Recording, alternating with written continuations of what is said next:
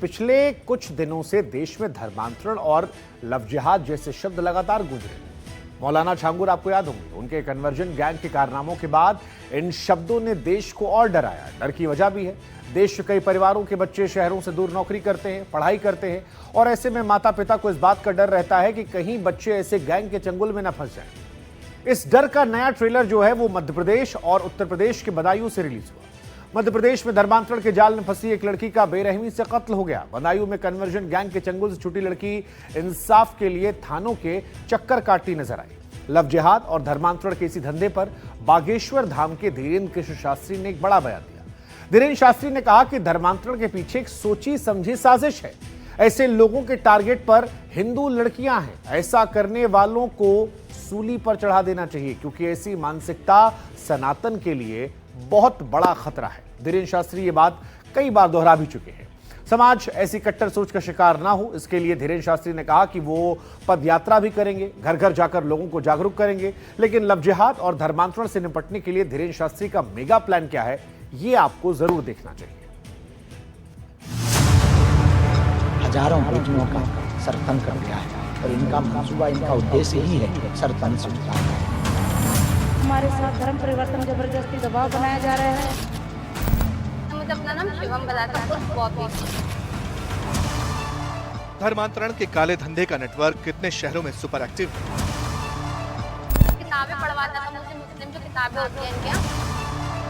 मौलाना छांगुर जैसी conversion factory का नया एपिसोड कहां रिलीज हुआ। वहाँ पे जो मौलाना होता था वो बोलते थे कि शादी कर लो, धर्मांतरण कर लो। धर्मांतरण के धंधेबाजों पर धीरेन्द्र शास्त्री ने कैसी क्रांति का बिगुल फूंका। तुम लक्ष्मी बन तू काली बन पर कभी न मुड़ के बाल।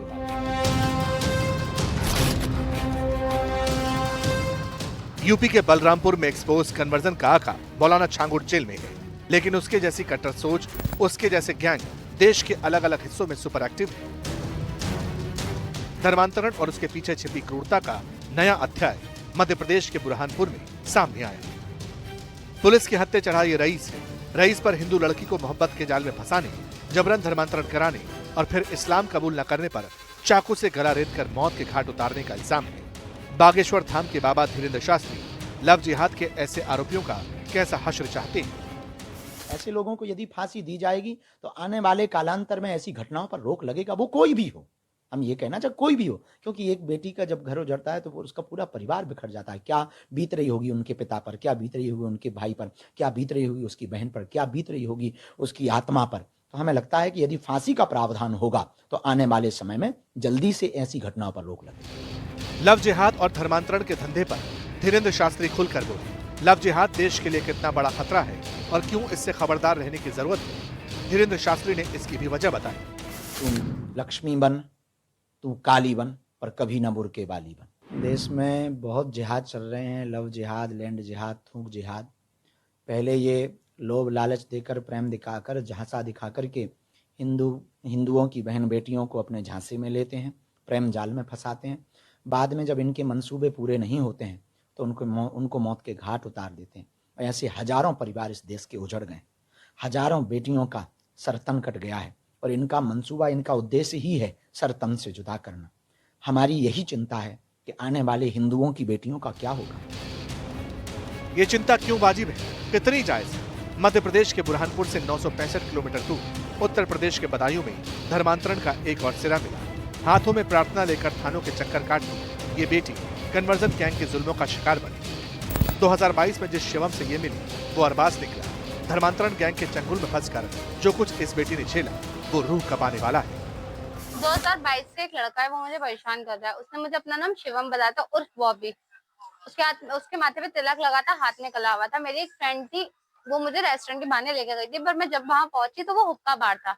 उसने नशा वाला हुक्का लगवाया था, वहां मेरी कुछ वीडियो बनाई थी। वो हुक्का पीने के बाद उसमें नशा हो गया था, वहां पर मैं बिल्कुल एक आंखें बंद हो गई थी मेरी बिल्कुल। उसके बाद वो मुझे ब्लैकमेल करने लगा उन वीडियो को लेकर। फिर मेरे को वो ऊपर लेकर जाता था, 3 कमरे थे ऊपर, वहां लेकर जाता था। वहां मेरे साथ गलत हरकतें करता था, शोषण करता था मेरे अश्लील वीडियो बनाता था। ऐसा करते करते टाइम हो गया। फिर वो मुझे दिल्ली लेके जाने लगा।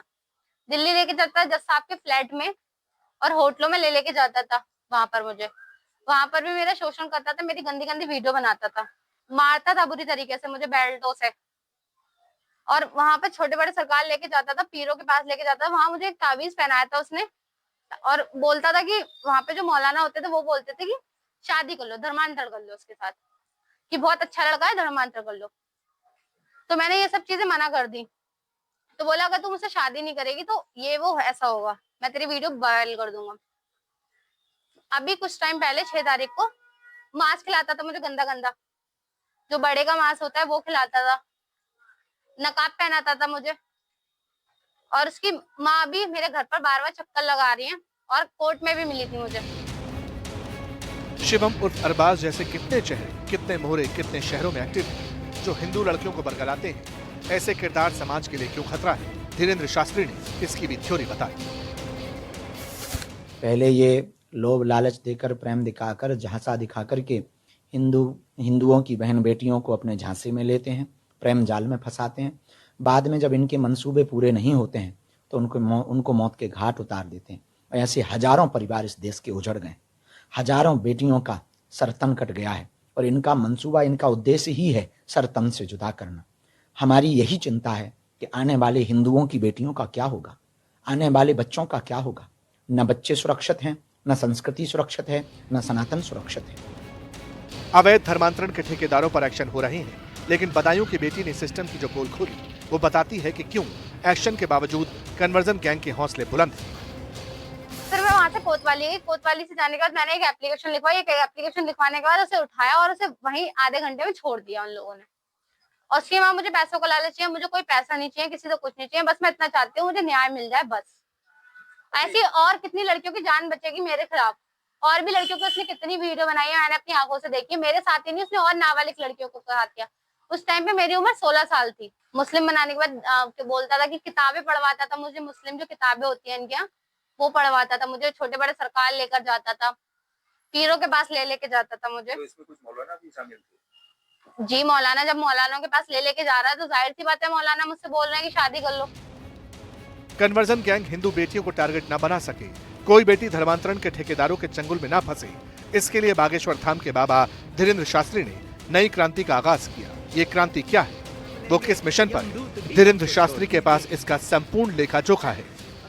इसी चिंता में हम दिन रात अनवरत हिंदुओं को जागने की अपील कर रहे हैं, उनको प्रार्थना कर रहे हैं, गांव-गांव जाकर के उनको जगाने के लिए पदयात्रा कर रहे हैं। और यह क्रांति जब तक हमारे तन में प्राण है तब तक तो हम प्रयत्न है हमारा कि ये क्रांति अनवरत जारी रहे। यही हमारी प्रार्थना है। अब भी नहीं जागे तो कभी नहीं जाग पाओगे। इसलिए हम सबको अब जाग करके, हम एक किसी गायक ने कहा था, तू लक्ष्मी बन, तू काली बन, पर कभी न बुर के बाली बन।